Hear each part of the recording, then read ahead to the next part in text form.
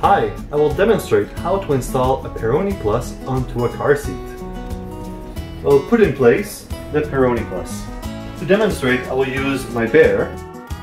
For the seat belt, it is important that the belt guider is above 2 to 3 centimeters of your child.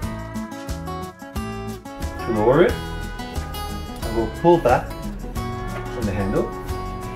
There it is.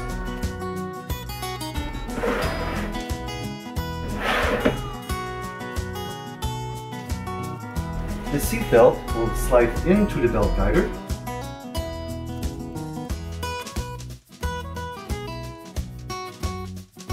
Make sure that the seat belt goes under the Peroni Plus arms rest.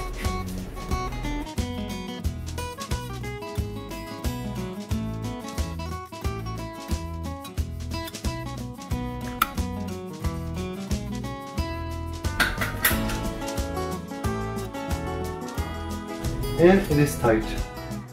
There it is.